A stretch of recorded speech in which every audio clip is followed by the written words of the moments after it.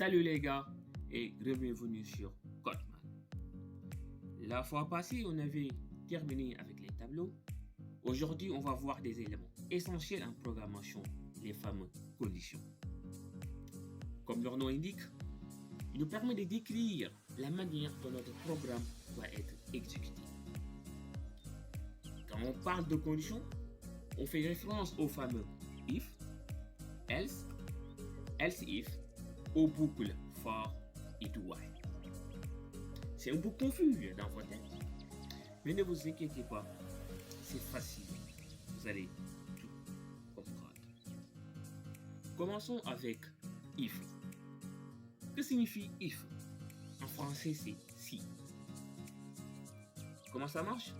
D'abord, déclarons une variable a qui est initialisée à 2.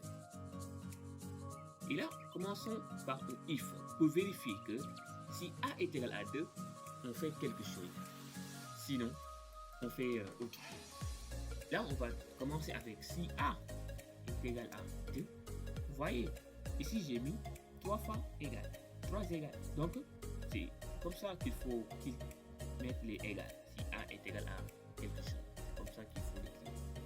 Et entre nos accolades, vous allez mettre ici ce qui doit être exécuté. Soit on fait un console.log et on affiche cette fois-ci que A vaut. On sort si on met un plus pour appeler notre variable A. Donc, là vous voyez, cette condition est vérifiée. A est égal à 2, donc il nous affiche A vaut 2.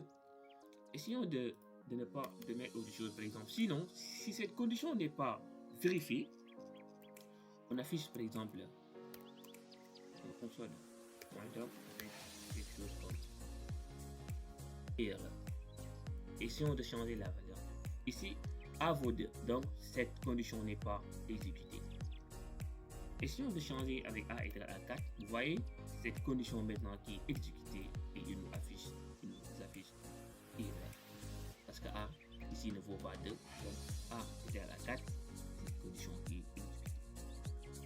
On peut mettre autre chose comme un else if, qui signifie en français sinon, si. C'est-à-dire, au lieu de rapidement passer à quelque chose comme donner une erreur, on va par exemple mettre encore une condition comme sinon, on met else, ce qui signifie sinon.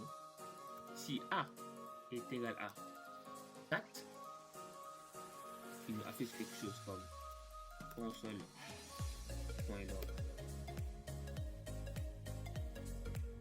A vaut ici 2 points. Comme tout à l'heure, on sort, on appelle notre variable A. Vous voyez, au lieu que cette condition soit exécutée, maintenant c'est cette condition qui est exécutée. Pourquoi? Parce que A vaut 4. Donc A vaut 4, on affiche que A vaut ici 4. Donc cette condition n'est pas vérifiée. Donc le else, c'est pour dire quelque chose comme par défaut. Ou bien, si toutes ces conditions ne sont pas vérifiées, on exécute cette condition qui est sur le else seulement.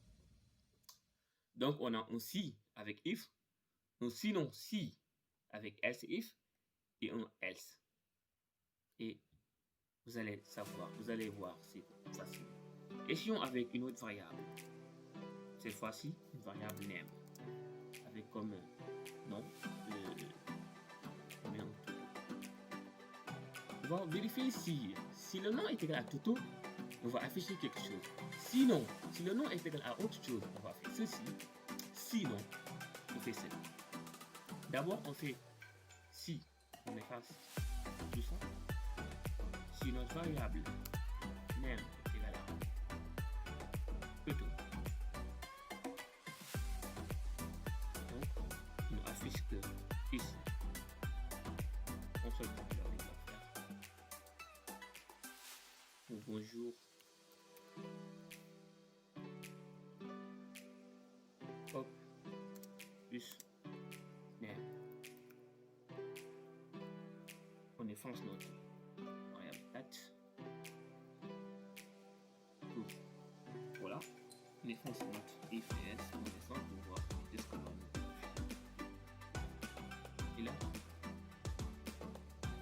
bonjour, let name. Ah, et je me suis trompé parce que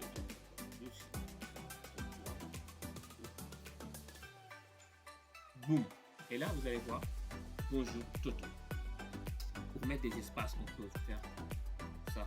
Encore mettre ici plus. Signifie ici que c'est espace.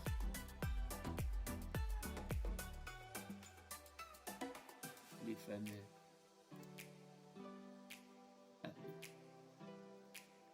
Voilà, vous voyez, il y a bonjour Toto qui est affiché ici.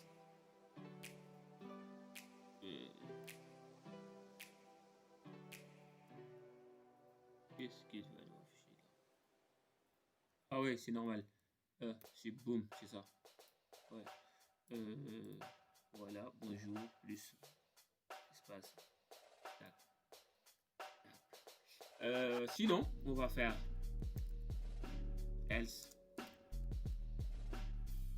If.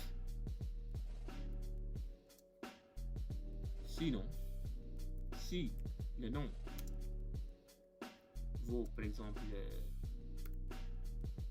Titi, tu m'affiches le console.log avec oh désolé salut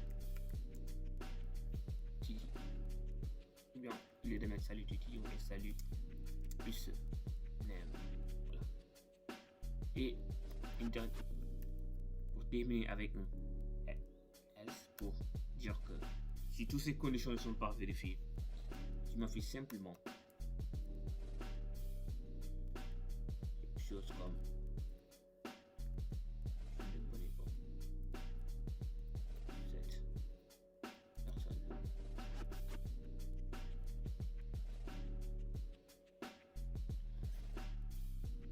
Là, la variable name vaut Toto, donc cette condition elle est exécutée. Désolé. Et essayons de changer par avec Titi pour voir. Et boum, là vous avez cette condition qui est exécutée maintenant. Salut Titi. Sinon, essayons de mettre n'importe quoi comme par exemple PP. On fait boum, je ne connais pas cette personne. Par exemple, si on avec encore attends, toujours cette condition qui est exécutée parce que cette condition n'est pas vérifiée. Celle-ci aussi n'est pas vérifiée. Allons aborder les fameux boucles qui nous permettent de répéter des éléments sans que on se fatigue à les taper ou à les écrire. Automatiquement, la machine exécute l'ordre qu'on lui donne. Défonçons tout ça. Déclarons une variable. Cette variable ici, number, qui est égal à. Ne vous inquiétez pas, ça signifie que j'ai déclaré une variable number qui au début est initialisée à quelque chose de vide, c'est-à-dire il reçoit rien. Il reçoit ni un nombre, ni une chaîne de caractères, mais il est initialisé à vide. Après, on va changer. Déclarons aussi une variable i. Lui, il est comme ça. On fait rien. Ici, on exécute notre boucle for pour répéter ce qu'on veut qu'on répète. Lui, on lui dit que au début, i est égal à 0. Point virgule. On dit que, aussi que tant que i n'est pas inférieur à 5, il va continuer i++ d'exécuter, d'afficher, ou bien notre boucle va tourner encore. Tant que i n'est pas, tant que i est inférieur à 5, ça veut dire que tant que i n'est pas égal à 5, notre boucle va s'exécuter. On met ici quelque chose comme par exemple, je veux qu'il affiche par exemple de 0 à 5 par exemple, il m'affiche de 0 à 4, ça fait 5. Je fais quelque chose comme number est égal à number lui-même plus notre variable i. Point virgule. Et quand je fais ça, je lui dis console .log number. Et boum, là vous avez 0, 0, 1, 0, 1, 2, 0, 1, 3, 0, 1, 2, 3, 4. 0, 1, 2, 3, 4, c'est 5 chiffres. On compte toujours à partir de 0, 0 jusqu'à 4, c'est 5. Mais vous voyez, quand je mets le console.log ici à l'intérieur, les éléments sont faits comme des pyramides. Et ça, c'est pas très. On sort notre console.log, je notre boucle, on affiche dans.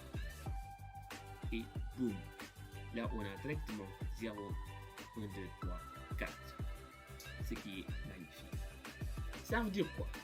Au début, notre variable number, il est déclaré comme vide. Il ne prend pas de valeur.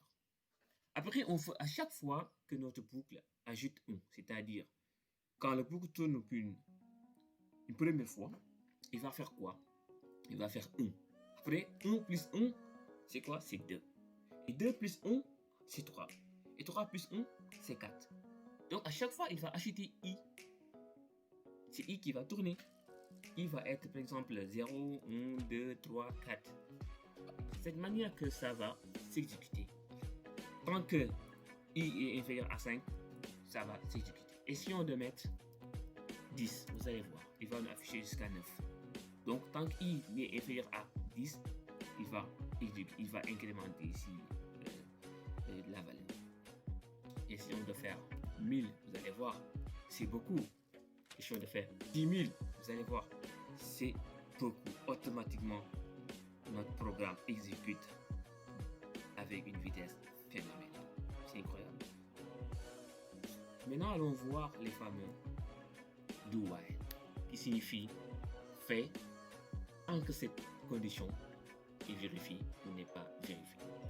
Les fameux do, qui signifie en anglais fait. On dit quoi? D'abord, pardonnez-moi, déclarons une variable let, toujours number, qui est initialisée ici toujours à vide. Et let, cette fois-ci, notre variable i, si on veut, est initialisée à 0. Si on veut l'initialiser, sinon, on peut laisser comme ça. Mais c'est pour vous montrer que de s'adapter avec les deux manières d'écriture. Soit on l'initialise au début, soit quand on ne donne rien aussi. C'est comme si la valeur prend 0.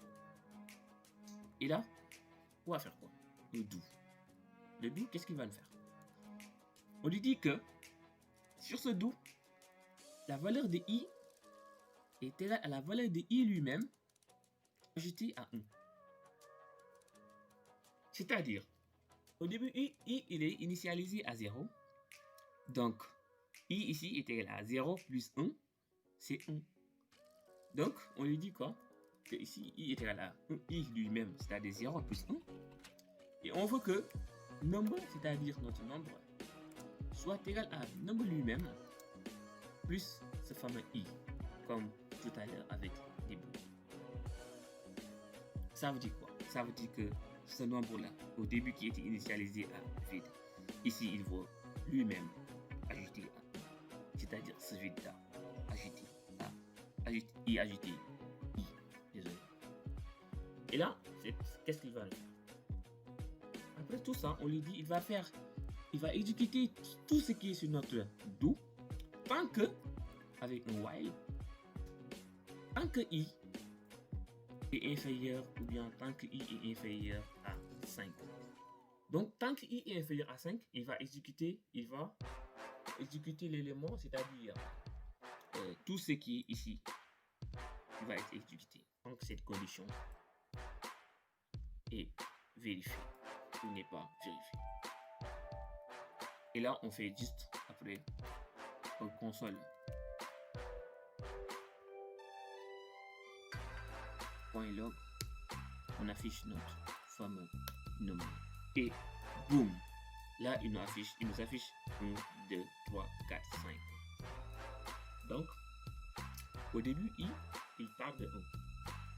Ici, il est initialisé à 0. Ici, il part de 1. Et donc, c'est ce nombre-là qui va être modifié. Ce nombre va être lui-même, c'est-à-dire ce vide, comme tout à l'heure avec l'effort, et on va y ajouter i. I, ici, il vaut 1. Mais tant que cette condition y s'exécute, ici, le i va valoir 1, 2, 3, 4, et arrivé à 5, là, il s'arrête. Parce qu'on a dit tant que i n'est pas inférieur, tant que i est inférieur à 5. Essayons de faire tant que i est inférieur à 10. Vous allez voir, il nous affiche de 1 à 10. Pourquoi pas de 0 à 10? Parce qu'avec notre boucle fort, on avait dit i au début, il vaut 0. Mais ici, on ne dit pas que i au début, il vaut 0. On lui dit que i, il vaut i lui-même plus 1. Ça veut dire que c'est 0 plus 1. C'est 1. Donc, il compte à partir de 1. Donc, c'est ça la différence avec les boucles forts. Sur ce, on s'arrête là pour la prochaine fois. Allez, ciao!